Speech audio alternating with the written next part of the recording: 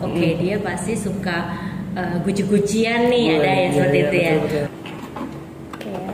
Wow, simpel bukanya, simpel banget, gampang. Jadi saya percaya bahwa sesuatu yang saya kerjakan itu akan membuahkan hasil untuk orang-orang terdekat saya. Keren, kalimatnya keren loh guys, keren.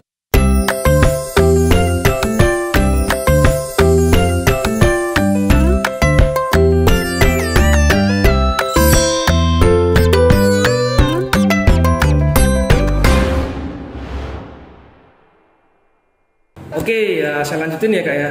Tadi kan ruang keluarga sudah, ruang tamu sudah. Terus yang ruang kalau kita tuh kadang karena kita seorang pekerja ya kak ya, kan kita butuh apa ya, ruangan yang tenang buat istirahat kayak gitu ya. Ini kita membahasnya soal ruangan agak sakral sedikit nih, tempat tidur atau ruang tidur, sorry bukan tempat tidur tapi ruang tidur ya. Kalau atau kamar tidur ya, kamar keluarga tadi sudah, kamar tidur. Nah saya mau nanya tentang kamar tidur nih. Kalau menurut Kak Manda, kamar tidur tuh apakah harus luas atau seadanya dalam artian nggak sempit sih tapi sedengan lah istilahnya. Terus secara interiornya tuh gimana sih biar kita tuh bisa saat pulang kerja ya, kalau yang sudah berkeluarga ya sama suami atau istrinya bisa enjoy gitu loh saat di kamar tidur. Relax. Iya, ada nggak sih Kak tips and triknya? Kalau saya sendiri lebih suka kamar tidur itu dipisah dengan ruang ganti pakaian. Oh, kenapa Kak? Kok bisa gitu ya? Karena make sense nggak sih lemari itu menemuin kamar? Wah, ini saya kesindir ini. Kamar saya ada lemari. Ya. Ini bukan masalah sindir menyindir ya. Jadi kalau kamar tidur saya lebih suka yang los gitu. Ada tempat tidurnya, terus ada kaca, cermin ya. Iya, betul. Terus ada juga beberapa tempat. Kalau saya sukanya saya koleksi tas ya, tempat-tempat untuk tas. Lalu ada gantungan sedikit lah, ornamen-ornamen. Lalu untuk ruang pakaian saya punya sendiri. Jadi kalau sekarang sih zamannya ada wardrobe room ya, nggak usah terlalu mewah-mewah yang kayak artis-artis gitu, nggak usah.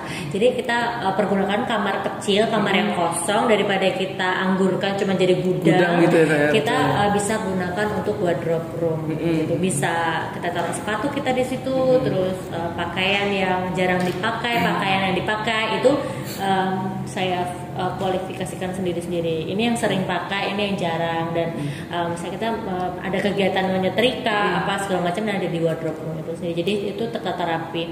Jadi kamar itu terbebas dari pakaian yang bergelantungan karena itu kan nyamuk juga. Iya, betul. Gitu. Jadi kita harus ada perawatan khusus untuk itu. Jadi kamar itu clear untuk relax, ya kita tambahkan aroma terapi ya, gitu ya.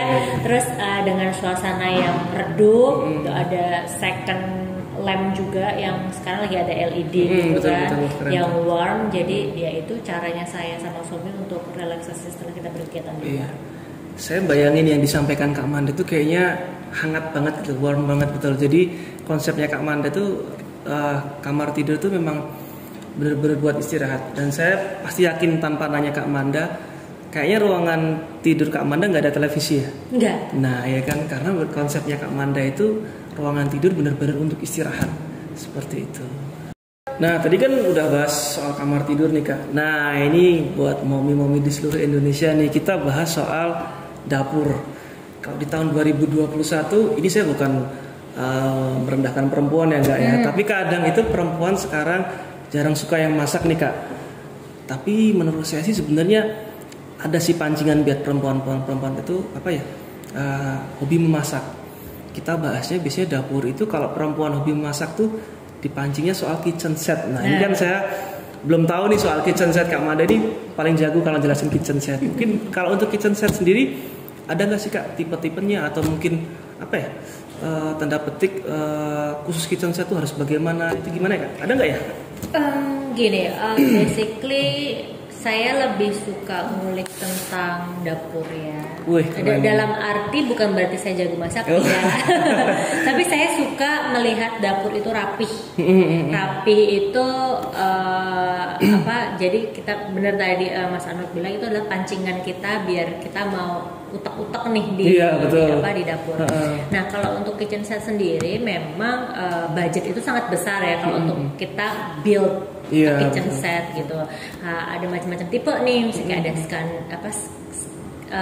tipe-tipe elegan, modern gitu, Skandinavian kayak gitu. Jadi ada tipe-tipe kitchen set yang disesuaikan dengan tema rumahnya kita. Jadi ya kalau kita balik lagi ke kitchen set, kita juga bisa taruh beberapa produk elektronik gitu.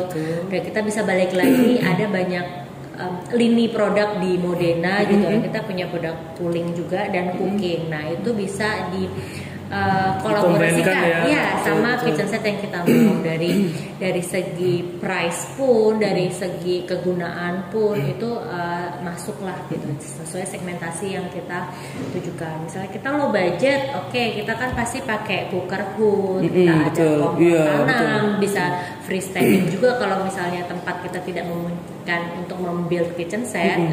Produk-produk ini bisa menjadi penunjang utama sih mas gitu. Jadi tidak harus kitchen itu dibuild, tapi bagaimana kita mengemas produk-produk yang kita gunakan itu sesuai dengan apa yang kita butuhkan. Itu jangan kita juga beli misalnya beli microwave tapi kita nggak tahu tuh jarang dipakai juga ya kayak betul. Biasanya sih kalau ibu-ibu muda yang high class gitu itu cuma buat pajangan sih, gitu. Tapi nggak apa-apa, itu nanti jadi trigger kita mau terjun di dapur. Jadi benar yang disampaikan Kak Manda. Jadi seperti tema kita di awal tadi. Jadi intinya rumah impian kita itu tidak semuanya harus mewah ya Kak ya. Tapi apa yang kita butuhkan terus kita sesuaikan dengan budget kita. Yang penting kita membeli suatu peralatan ya Kak ya, seperti kitchen set peralatannya banyak itu kita benar gunakan ya Kak. Kalau kita cuma beli nggak digunakan kan sayang ya Kak ya. Jadi kita bikin kitchen set, kita build tapi hasilnya juga maksimal bisa dipakai. Seperti itu guys.